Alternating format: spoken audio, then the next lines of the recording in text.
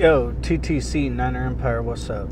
Y'all know who this is. Let's make this video. It's going to be bunched together. It's going to be the Crow for the Colts. Talk a bit about the Redskin game, some hate in there, and a couple other things I want to say. This video might be a little longer than normal. But first off, Colts, congrats. Hey, y'all took advantage when you needed to. Right there in overtime, you guys were driving. Ray Armstrong got a pick, got that 30-yard return on it. We had a chance. We had a fucking chance. And the defense, the defense showed up, gave us a chance in overtime to win the game. And once again, Brian fucking Hoyer craps the goddamn bed. Fucking worthless bitch. It's like not fucking fair, yo. You got goddamn Carr out in Oakland getting all fucked up and injured again. And not once. Anytime I've asked, can Brian Hoyer get hurt? Not one goddamn time. This is getting bullshit. This is biased. Football gods, please, if you listen, if you have any control, please, football gods, let Brian Hoyer get hurt. Please let Brian Hoyer get hurt. Fuck this bomb, dude. I don't understand the infatuation with this fucking dude. The Brian Hoyer experiment's over. Kyle's starting to see that. Just the other week, he finally entertained the idea about maybe it's time here soon to start getting CJ going. So we'll see what happens and see how that plays out. But, the Colts, we had a chance to win in overtime, and we gave the ball right back to the Colts. And, they took advantage of it. I think Vinatieri hit, a 51-yard field goal? Like I said, they took advantage of it and did what they needed to do to win that game. They were up quite a bit. I think 26-9 or some shit at one point, and we came back and tied the game. Something like that. I think they were up. In that game, shout out, it's got to go to Frank Gore. Nothing Frank Gore did that game surprised me. Huge shout out to Frank Gore. Always going to be a 49er, bruh. Keep doing you. And, not much else I can say. You're a legend. First ballot Hall of Famer. All the way. So, congrats to the Colts. And some more shout-outs. George Kittle, you played a hell of a game, bruh. Played a hell of a game. It looks like we found our number one tight end finally. So you see why Vance McDonald was traded. So Kittle, good shit. Matt Breida looked pretty good in his limited time. I think he had almost 5 yards a carry, 4.9 or something like that. So we have players that looked good. And we still got two key players that are still out. Hopefully they'll be back for this Washington game, Eric Reed and Reuben Foster. That brings me to one thing I want to talk about. Saw the news today that, initially I saw it, of course, before I fell asleep all goddamn day because I got off a 12-hour shift. Saw the news initially that the Niners were shopping Reuben Foster. Or not Reuben Foster. I'm retarded. Navarro Bowman. My bad, guys. They were shopping Navarro Bowman. And when I read it, at first I was thinking, what the fuck? But then I know what it was caused from. It was because of the Colts game, where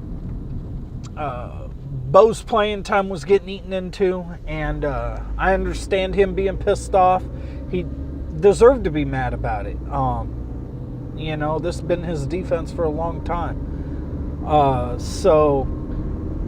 And I guess the coaching staff told them that was going to continue to happen. And you know how Bo is. He's a competitor. He wanted to play. So, his agent got a hold of the Niners. The Niners tried working out a trade. From what I hear, they had something in place and were about to pull the trigger. They let Bowman be involved in all of it the whole way around. There was something about the trade that Bo didn't like. So the team they talked to him, they gave him the option of having 31 teams to select from, so we released him. Bo, me, the rest of the Niner faithful, Niner Empire, everybody, just want to say thank you. Motherfucking legend in the Bay, and just good luck wherever you go. So that's about all I got to say. Yeah, you're gonna be missed, but I really started to notice with Bo, especially in pass coverage, that my dude's missing a step or two. That knee injury and then the Achilles right after he came back from it and stuff have really, really affected him. He could still play the run good, good tackler. It's just in space, he's not as explosive and quick as he used to be. I mean, it happens. You're coming off injuries like that, it happens. And we got Reuben Foster, who's going to come down and play the mic, his natural position. I mean, he was balling out at the wheel. We can leave him at the wheel for all I care. But we got Foster coming in. So it looks like this is Foster's defense now. And I'm not mad that this is Reuben Foster's defense. This man's already commanding the defensive huddle in practice and stuff like that, calling out the plays. The kid knows football. Period. No ifs, ands, or buts. Nothing else about it. Reuben Foster knows football and knows how to play and loves the game. So I'm cool with that. Now on to Washington. This game is going to either be a shootout or a very close game. I can't believe I'm saying that with Brian Hoyer as my quarterback, but we can move the ball offensively. We can.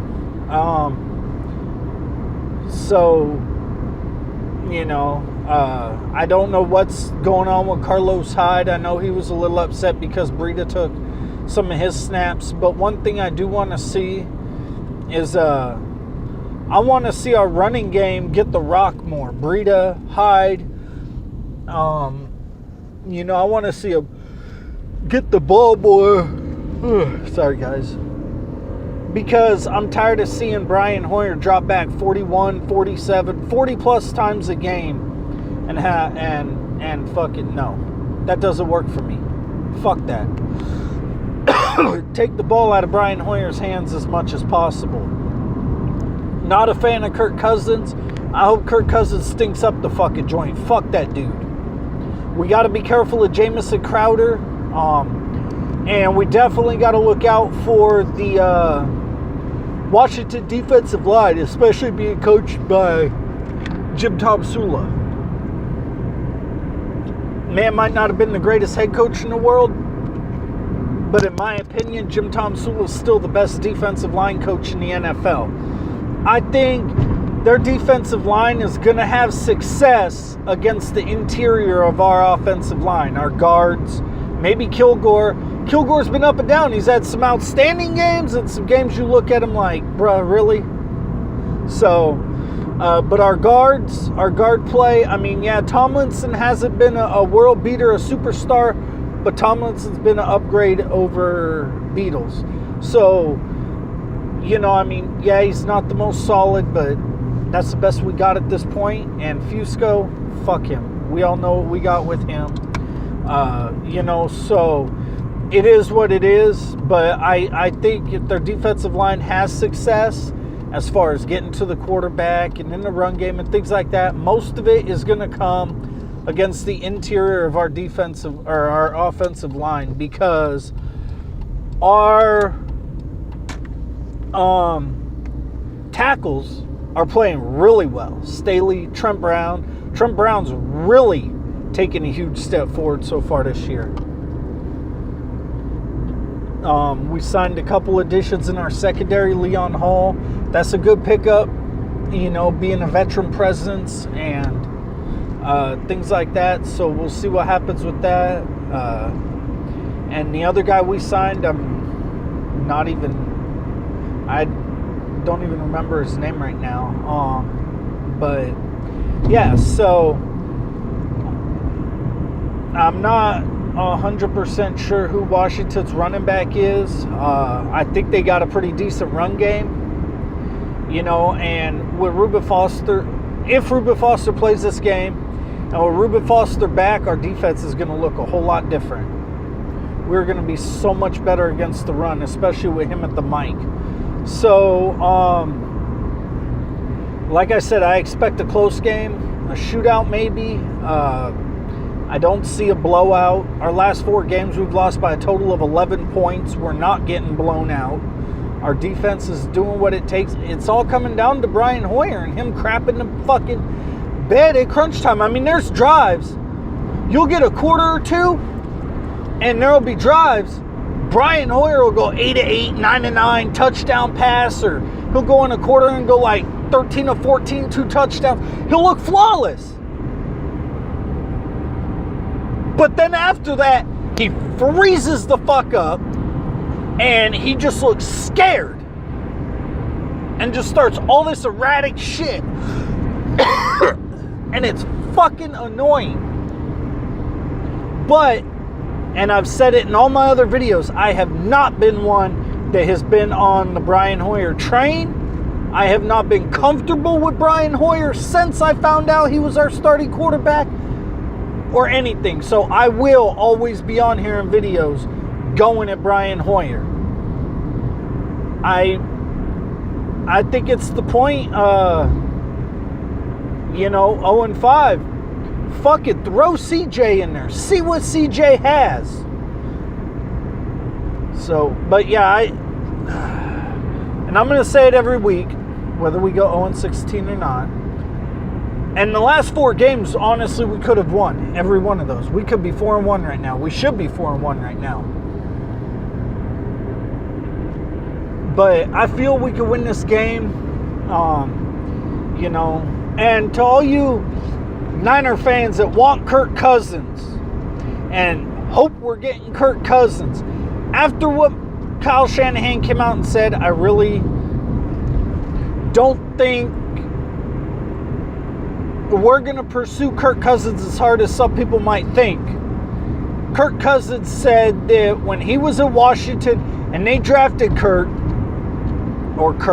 whatever, however you say his fucking first name, when they drafted Cousins, he told Cousins, my job is to get you ready to play and make sure you play good enough so we can trade you.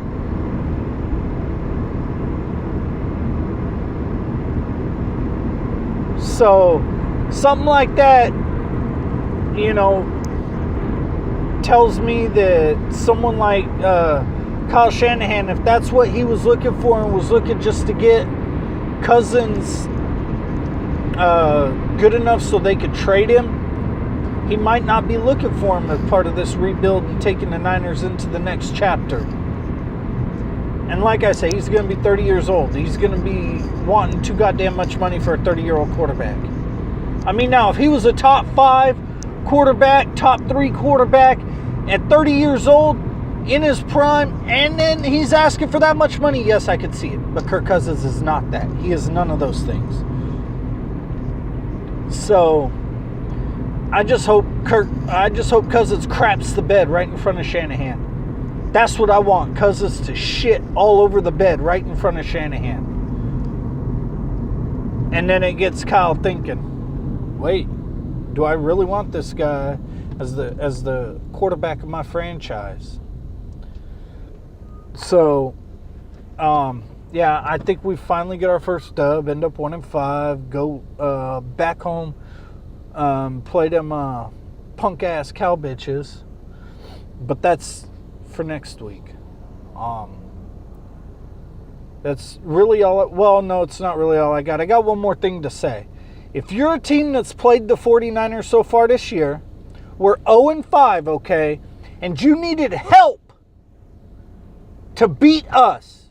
You needed help to beat us. Don't sit here and beat your motherfucking chest for your team because you're fucking garbage. You need help beating the 0-5 team. You're fucking garbage and you teams know who the fuck I'm talking about. Y'all act like we beat you, blah, blah, blah. No, you didn't. You needed fucking help and that's fucking sad and pathetic.